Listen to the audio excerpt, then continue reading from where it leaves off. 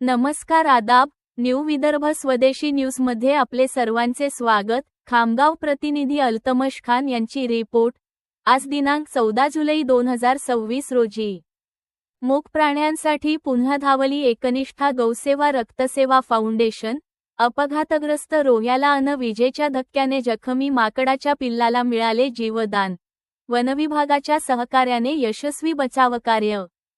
माणुसकीचा परिचय देत आणि मुक्या प्राण्यांप्रती संवेदनशीलता जपत एकनिष्ठा गौसेवा रक्तसेवा फाउंडेशनच्या कार्यकर्त्यांनी 2 जखमी वन्यजीवांना जीवनदान दिले आहे।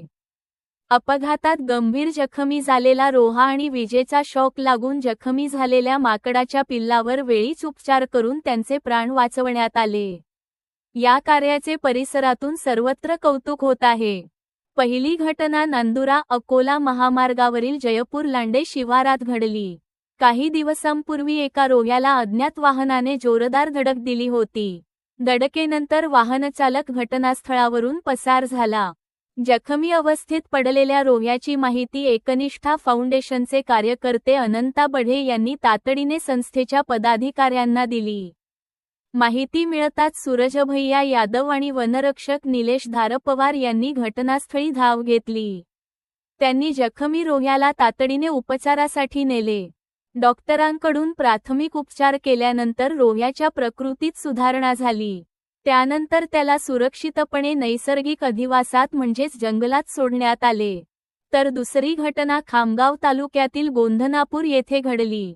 येथे विजेचा शॉक लागल्यामुळे एका माकडाच्या पिल्लाचे मागील दोन्ही पाय निकामी झाले होते। वेदनेने तडफडणाऱ्या या निष्पाप जीवाला पाहून फाउंडेशनचे सक्रिय कार्यकर्ते सुरेंद्र राठोड यांनी तात्काळ मदतीसाठी संपर्क साधला। यानंतर सूरजभैया यादव यांनी वनरक्षक निलेश धारपवार यांच्याशी संपर्क साधून जखमी पिल्लाला स्वतःच्या मोटारसायकलवरून वनपरिक्षेत्र कार्यालय खामगाव शहर येथे आणले। तेथे प्राथमिक उपचार करण्यात आले। पुढील उपचारासाठी डॉक्टर शुभम जरांगे यांनी पिल्लाची तपासणी करून आवश्यक उपचार केले। या बचावकार्यात सूरजभैया यादव, सुरेंद्र राठोड, मोहन देठे, गौरव कवठेकर आणि शगीर भाई यांनी विशेष योगदान दिले। उपचारानंतर माकडाच्या पिल्लाला पुढील देखभालीसाठी वनरक्षक निलेश धारपवार आणि वन कर्मचारी राहुल राठोड यांच्या ताब्यात देण्यात आले असून वनविभागाकडून त्याच्यावर उपचार व निगा राखली जात आहे। वन्यजीव संकटात असताना तत्परतेने मदतीचा हात पुढे करणाऱ्या एकनिष्ठा गौसेवा रक्तसेवा फाउंडेशनच्या कार्यकर्त्यांमुळे 2 निष्पाप जीवांना नवसंजीवनी मिळाली आहे। प्राणीमात्रांप्रती असलेली त्यांची सेवा आणि वनविभागाचे सहकार्य यामुळे हे बचावकार्य यशस्वी झाले। मुक्या जीवांच्या वेदना ओळखून त्यांच्यासाठी धावून जाणे हीच खरी मानवता आहे, असे म्हणत नागरिकांनी फाउंडेशनच्या कार्याचे कौतुक केले आहे।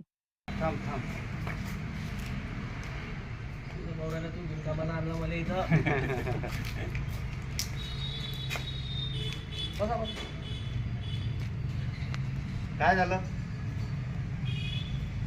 त्यांच्या हातात देणार मला जमतो ना भाऊ इकडून लावतो का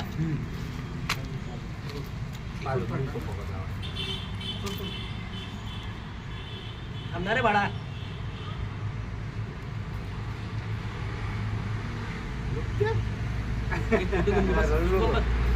फोटो घे बस शुभम फोटो घे बस